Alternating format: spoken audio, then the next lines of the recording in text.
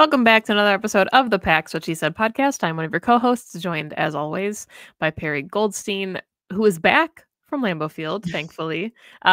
Shout out to Jen Curtin for holding it down while Perri was gone. It was a ton of fun to chat with her after the best game of the season that we got to watch and that Perri got to see live. But let's talk about it. Well, first, let's start with Sunday before we dive into this Thanksgiving matchup. How was your trip? Amazing. I love Green Bay. It's the best. I got to do all the things that I wanted to do, except for the fact that Hinterland was out of cherry wheat, and I was very upset about that. Otherwise, so much fun. That was the coldest game that I've been to so far in my tenure, and I think I did pretty well, other than, by the end of the fourth quarter, my toes were cold, but I like to prove to myself that I can do it because I'm gearing up for hopefully one day getting to a playoff game, but I have to work my way up. But it was awesome to watch them just demolish the 49ers. I have to say the 49ers fans traveled well. Mm-hmm. There was a lot of red in the stadium, which I did not like to see. But I will give them a shout out that they were hella respectful. And a lot of them were at the Hall of Fame and around and just genuinely enjoying the Lambeau title town experience and the, hallowed halls of the football, Mecca. So I hate the team, but I can respect that the fans respect the history, given that they also have their own kind of storied history there. So did notice that. And it was just an awesome game. I mean, the Packers showed up in every which way possible. Would have loved that Christian Watson touchdown because it was in our tickets end zone. But other than that, perfect night. Yeah, such a good game to watch. Really fun atmosphere. And hopefully we get another one of those on Thanksgiving with the Packers hosting the Miami Dolphins on Thanksgiving evening, the Lions hosting the Bears to kick off Thanksgiving football, Cowboys hosting the Giants, and the Packers are the night game. Most recently played the Dolphins on Christmas a couple of years ago, so kind of funny that there just happened to be the draw here anytime there's a holiday. But yeah, Dolphins are an ascending football team. I think they're 5-6. They kind of looked dead in the water for a while and then came back to life. They're on a 3-game win streak. Tua is playing really good football now that he's back from his concussion and is healthy. They've got weapons, obviously, all over the offensive side of the ball. Tyreek Hill, Jalen Waddle, Jonnu Smith, who looks like a brand new tight end in Miami this year. But before we get there, let's talk about this Packers offense and what they can do to win against this Dolphins defense. Oh gosh. I mean, I feel like this Packers offense is just doing what they need to do these days. I think that they should continue to run the football. They're one of the best rushing attacks in the league right now, and so they should continue to lean on it. I think we come on here and say the same thing every week, but if it's working, keep doing it. I just love that they are running the football creatively and effectively. And then Jordan's getting his, big shots when he needs to off RPO, off play action. It'll be interesting to see what they do without Dobbs. I feel like a lot of the way they attack the middle of the field is with him, especially in this 49ers game. It was a lot of Dobbs in the middle of the field. And I think it's safe to say he's going to be out of this one with the concussion. So who they slot in there, I'd love to see a little bit more Tucker Kraft, I think, in there. If not, they obviously have weapons, but yeah, we had another clean game from Jordan. The one turnover was on a free play, so it didn't count. It was fine. So just clean game and keep running the ball effectively. And I think they can do it. I mean, we can talk about the injuries, but the Dolphins defense is injured just like the Packers are. So I think there's areas to exploit. Yeah, absolutely. I'm glad you brought that up because that's where I was heading next. A short week, really difficult for both teams, especially the Dolphins, who of course have to travel now. But Tyus Bowser has been a DNP all week, and these are estimates. Both teams are not actively practicing, but he would not have been practicing all week. Their backup linebacker, Anthony Walker Jr., their starting linebacker. Mike McDaniel already said he doesn't expect him to play this week. So that's a loss for them. Kendall Fuller is out with a concussion. They don't expect him to be available this week either. Jalen Ramsey probably will be playing, but he is pretty banged up, dealing with a knee injury of his own. So it's a banged up team. Calais Campbell, he was a DNP, and then they would have listed him as limited. So probably will be out there, would expect him to be out there. But we said that we thought Trent Williams would be out there last week, and then he ended up not playing. So you can never really know on a short week, especially after a plane ride and playing in the cold. It's supposed to be, I think, in the 20s on Thursday night, what that's going to do for some of these injuries. Yeah, exactly. And like you said, I mean, it's their linebacking core who's going to be out. So, and exploiting the middle of the field, being able to run the ball effectively. Calais Campbell is an ageless wonder. And from a, football non-fan perspective, I think he's one of my favorite players ever. But this week, I hope that he's a little hobbled because I would love to get him not at full strength, even at his near 40 years old age. Protecting Jordan also is probably key here. I think, I mean, you tell me if you have the stats in front of them, but just from watching the Dolphins, their pass rush looks good. The offensive line has done a good job, but teams have been able, I think, to get to Jordan at least once or twice the past couple of weeks. So just holding up against them would be, another key, because Jordan under pressure and being able to get his feet set, et cetera, is a very different Jordan than when he has a clean pocket, as most quarterbacks are. Yeah, it looks like the Dolphins have 21 sacks so far on the season. The Packers have 27. So, not Never mind. generating a ton of pressure, but I mean, Calais Campbell, like you said, he's a defensive tackle and he's got 4 sacks. And Zach Seller is the other tackle that, starts opposite him, and he has 4 sacks. So it's really interesting that kind of the interior of their line is where they're getting a lot of their pressure. Chop Robinson, I really liked him coming out of the draft. He has 3.5 as a rookie. So he's been playing really well too, but not a ton of pressure. But to your point, Calais Campbell has, I think, 2 interceptions this season. Or no interceptions, but 5 passes defensed. So he is like that guy in the middle that's just swatting everything down. So Jordan Love is going to have to be mindful of where he is on Thursday. I think maybe it's recency bias because, and we can talk about this, like the Dolphins did not look good at the beginning of the season at all. They were on a really bad losing streak. And now they're on a 3-game winning streak. And the last month or so, they lost to the Bills, but it was a close game. They look like a pretty different team. They've brought it on in pretty much every aspect. So, I think maybe that's like my recency bias, thinking that the rush has just like come on a little bit in this latter half of the season. Kendall Fuller and Jalen Ramsey being hurt is big, but again, I feel like Matt always finds a way to get guys open regardless of the secondary. I never really truly worry about who's back there. Naturally, if they're hobbled, it makes things certainly easier, but our receivers seem to be open, and or Jordan just throws into double coverage and they catch it or they don't. Yeah, I mean, I think there's going to be a lot of motion opportunities to get guys open. We talk about Tyreek Hill's speed and Jalen Waddle's speed, and we'll get there in just a couple minutes here. But, the Packers still have Christian Watson. They have Jaden Reed. Like, they have speed in their own right on their side of the ball. So I think there'll certainly be opportunities to take advantage of some mismatches that we'll see on Thursday night. But yeah, both defenses, Packers are 10th in points against, and then the Dolphins are 11th. So kind of shoring up, both giving up like 20, 21 points a game.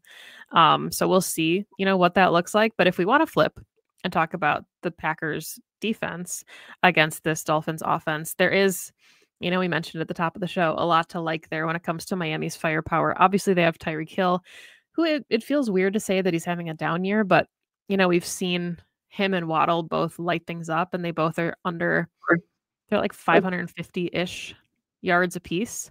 So it just seems like they're kind of having quiet seasons, and granted, Tua has been out for some of that with the concussion, so certainly not having their starting quarterback throwing to them makes a difference, but aside from them, you have Jonnu Smith, you have Devon Achane, you have Raheem Mostert. Like, there's just guys everywhere that can get open for this Dolphins offense.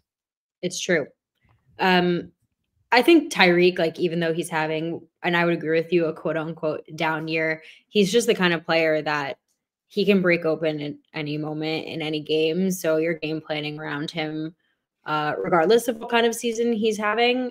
Waddle is a little bit of a different story in my mind because he doesn't have the same like consistent year after year production. So his down year is like, is he not functioning as well in this offense? Is he just having a bit of that slump? Like, there's, I think, a few more questions when it comes to their number two. But the biggest surprise on this offense to me has been Jonnu Smith, like aging tight end, one that actually Matt LaFleur knows very well from their days in Tennessee. And he's been a very big target for Tua. I let's look at his tight end. Sorry, his stats here. He has four touchdowns. I was like, I feel like I see Jonnu Smith scoring touchdowns these days. 4 touchdowns, that's fine, but he's a big body tight end that I think is a bit of a mismatch, especially with our secondary that tends to be a little bit smaller. Yeah, absolutely. 535 yards. He is second on the team in receptions with 48. So clearly, a weapon that they are utilizing quite a bit on offense. I think the surprise to me, we talked about it a little bit pre-show, is A-Chain. And he's only got like 562 rushing yards, 3 touchdowns, which doesn't seem like a lot for a lead back, even though they do kind of operate in backfield by committee at times. But then you look at his receiving stats, and he adds another almost 400 yards. He's got 5 receiving touchdowns. So he is with 8 on the season. The second, of course, is Smith with 4. But really just, I think that's a lot of screen games, a lot of kind of like the quick passing game. And that's what the Packers, we've seen them struggle against screens this season. So they have the speed to make things really complicated for a Packers defense that is going to be without potentially another starting linebacker. We don't think Edgerrin Cooper is going to be able to play.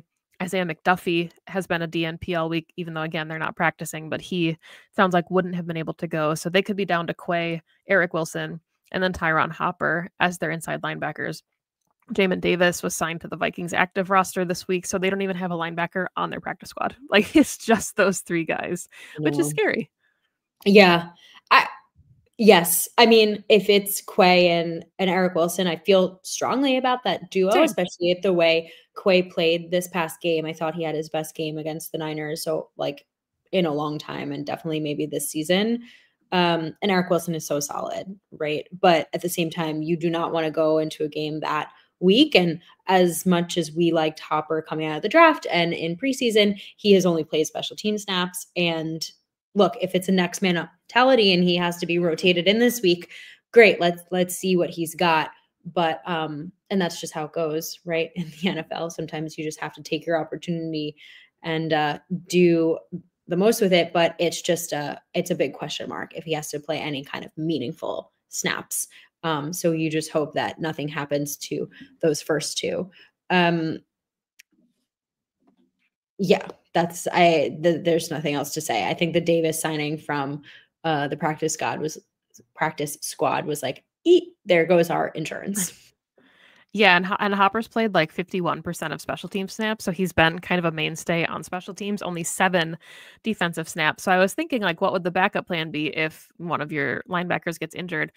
Maybe it's Oladapo. He hasn't played a single defensive snap yet this season, but if you need like a bigger bodied safety, I wouldn't be surprised if he's active going into Thursday night, just in case, kind of as a background piece in case something goes wrong, because 3 inside linebackers on your game day roster just feels really thin, especially when one of them has such a big presence on special teams. But obviously, we've seen, a lot to like from this Packers defense the last couple weeks.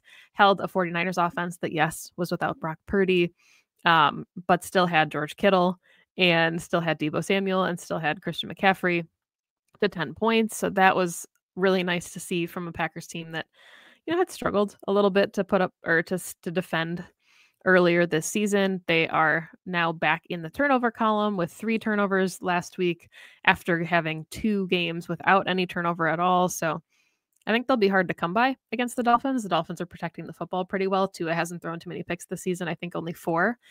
But I think the Packers can capitalize again in the cold. Like, this is just not a Miami element to walk into and they're going to have the short week travel.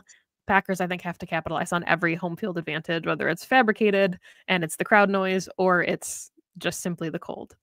Yeah, I agree with you. There are some times where I think, to your point, the home field advantage thing is like, but this is one of those that it's very real. The Dolphins being a warm weather team, and Tua especially historically does not play well in sub freezing weather. This is where the Packers thrive. And I think, especially going back to what I said before, with the ground game being what it's been for this offense, this Packers offense, I think it's a recipe for really taking the time of possession by, taking time of possession and saying, we're going to give you very limited opportunities. Therefore, we're going to make Tua throw the ball. And that's where Tua makes mistakes. He's been really clean this season. He only has 4 interceptions, but we've seen Tua over his years in the NFL, and he can throw up a doozy for you. And you're going up against Xavier McKinney, who might be leading the league in interceptions. If not, he's tied for the league. Yep. Yeah, right, with 7. He just had another one this past week. So not a team that you want to make mistakes through the air with, because this Packers defense will make you pay. Quay is due to get one to finally catch one of those as well. He's had a few dropped interceptions. So I do think, to your point, it's a recipe for the Dolphins maybe not having as clean of a game as we've seen them the last couple of weeks. Yeah, I mean, it's kind of interesting if you look back at their most recent games, because one of the things I think about in cold weather is to make them one-dimensional, and they're, kind of eliminate the run. But in their 3-game win streak, they haven't had more than 85 rushing yards in any of those games, which is really interesting because normally you think about kind of the balance between the ground and the pass game. They had like 300 something, 308 passing yards, and against it was against the Patriots last week, but really kind of airing it out. And I think, again, going back to the weather, it's going to make things challenging when it's so cold, and if there's any wind gusts that kind of factor into that. So if you can make them one-dimensional and make them throw the ball, even though that's where they've been more comfortable in recent weeks than running the ball, I think that's where you kind of get lucky with some of those mistakes, or hopefully punching out a really cold football that is hard to hang on to. I agree with you. I have a question for you. Okay. Because we're looking at these stats, and they're very interesting. And, this Packers defense has been a bit of an enigma this season. Like, I do think they're very obviously playing better than the last couple of seasons. That's easy to say. I mean, they're turning the ball over. They're holding teams to very few points. Last week was against Brandon Allen, but I thought they did a great job against Christian McCaffrey in this run game. And I hope that they deploy the same tactics against A-Chain. If I asked you who, because the top tackler on this team is Quay Walker, naturally, as your middle linebacker. If I asked you who you thought the second person with total tackles was, who would you say you thought it was? Well, I know who it is, but it wouldn't have been who I thought that it was, for sure. Because when I look at it, for those listening, you're probably thinking it's another linebacker, or no, it's Javon Bullard. Yeah. And I think I've definitely been hard on him because he's had some tough coverage moments, but I do just want to shout out that Javon Bullard has the second most total tackles in the team. He's playing a ton of snaps. We were talking about the linebackers being maybe a bit of a weaker, not maybe, being a bit of a weaker unit in this game. I do wonder if they pull him down a little bit more in this game and play him in that position, that hybrid position, just because he's been so solid in that role, in that just being able to tackle and get people to the ground. Just a thought. Yeah, and I mean, I think it almost is going to happen out of necessity, right? Because Evan Williams is back. We really like him opposite Xavier McKinney, kind of deep, even though we've seen him play a little bit closer to the line, and he looks good doing that as well. But if Bullard is still kind of your nickel, then it's probably Carrington Valentine and Keyshawn Nixon on the boundary. And Mm, I don't know how I feel about that going up against guys as fast as Hill and Waddle. So really curious to see kind of the packages that Jeff Hafley deploys. If he plays a little bit more dime than we've seen out of him and brings in an extra corner, an extra safety, or if he lets his guys just play really aggressive man. It'll be interesting. And I think yeah, that is going to be the challenge for this Packers defense is they have all of the talent in the world to keep everything in front of them. It's just a guy like Tyreek Hill is really hard to keep in front of you because if there's any, turf issues here and you need to swap cleats and it's slick or damp or just, hard to run on and you misstep, he's gone. I yeah, think that's the challenge against this Dolphins team. yeah, it's true. Yeah, it'll be interesting. I mean, Hafley's done a lot of, like, really interesting movement and, like, pre-snap, like, disguising. So, without Jair, I think leaning on that level of disguise is probably what you have to continue to do because you don't have just, like, your A1 guy who can go up and pretty much do anything against anyone's number 1. Um, I'm worried about Jair's knee. They don't wanna put him on IR, which is interesting because that means they think he's coming back before 4 games, but he's been out now. Um, I think this is the 4th game, because he came back for the Bears but left, so I don't really count it. Um, so I hope he's healing up because they need him in this stretch, and this to me would be the game where, like, you want your number 1 cornerback against one of the best wide receivers in the league, and you are probably not probably, you are playing your defense quite differently.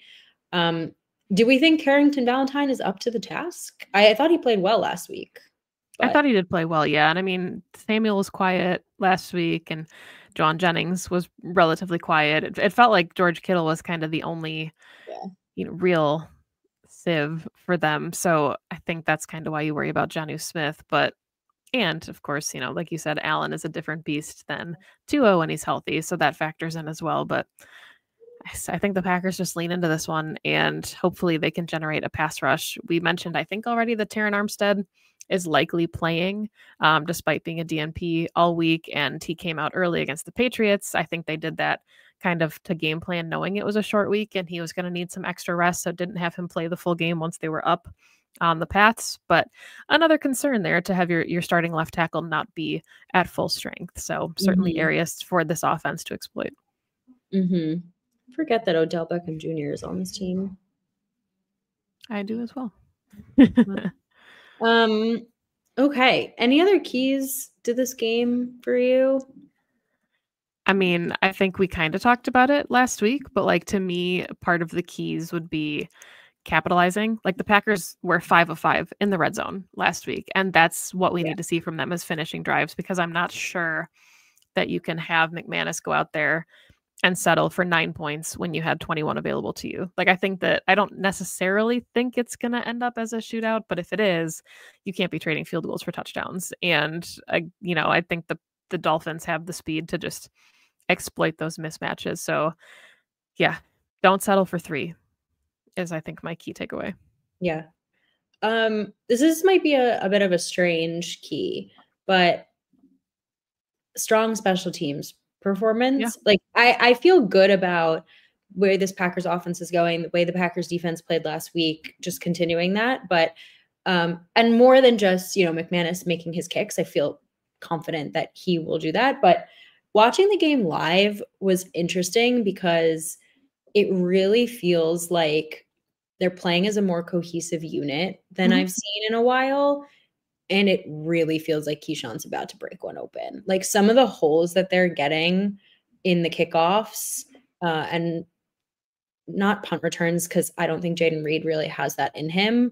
But when Keyshawn's back there, like I feel like there's one coming. And I don't say that out of, oh, I'm just a fan and I want to see him do that. I say it as like because where our seats are, like you can really see the special teams unit, or just like in the end zone, right? You can see it well. It's almost like where we sit.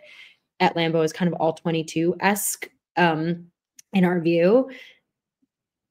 I feel like there is going to be a hole and just a bad special teams blunder from another side uh, will break Keyshawn open, and good field position against which is partly the defense as well, just playing well and generating turnovers, etc. But good field position was a key to beating the 49ers. So continuing that, just not even breaking one open, but just like good returns could mean the difference in 7 versus 3.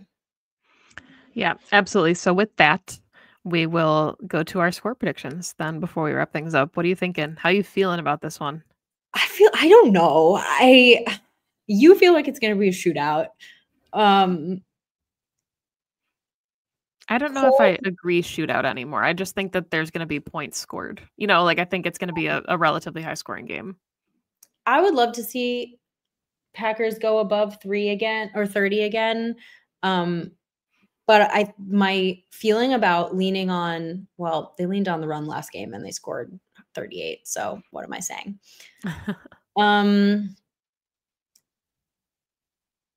31-17. Okay. So you think that the Packers run away with it? I just think this defense hasn't shown me that they give up a lot of points, right? And maybe 31-21, right? But this defense hasn't given up more than that this season. I guess the Vikings game is, well, I shouldn't say that. Vikings and Lions games. But okay, don't listen to me. They've given up points. The last few weeks, they've held teams to sub, high scoring games. And I think they are building off of what they did last weekend.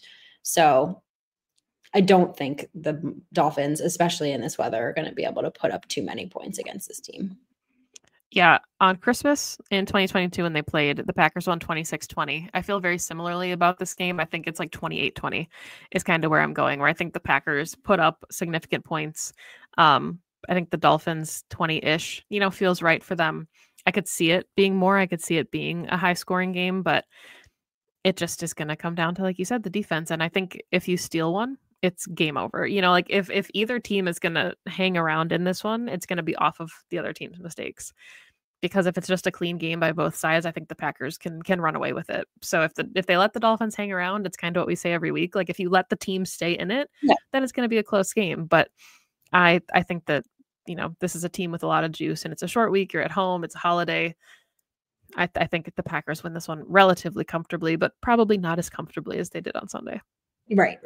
Okay, so 31-21. We're not too far off from one another. Okay. Packers win. There you go. Predict the dub. Before we wrap, what's your favorite Thanksgiving food? Oh, my dad's stuffing. Easy. So good. What's yours? Probably stuffing, because it's like the one time a year that you eat stuffing. Although I could eat like 17 rolls in a sitting and not feel bad about it. So being married to a diabetic, you take the carbs where you can get them. And Thanksgiving is where I get all the carbs. So very excited for tomorrow. Everybody enjoy your holiday. We'll be back Friday to talk about hopefully a Packers win, and then another short week. So you'll be seeing a lot of us because there's a lot of football coming up here. The Packers in the middle of that 3-game stretch in 12 days. And then a lot of primetime contests coming up. So stick around. You can find us on YouTube, obviously, at Pax What She Said. Like and subscribe to the show if you don't already. Or if you're listening in the audio formats, please support the show that way as well. You can find us on Twitter at PWSS Podcast, Blue Sky at Pax What She Said, Perri at Perri_Goldstein, me at Maggie J. Loney. And we'll be back. Enjoy the holidays with your chosen family and enjoy a Packers win. Hopefully. Go Pack Go. Go Pack Go.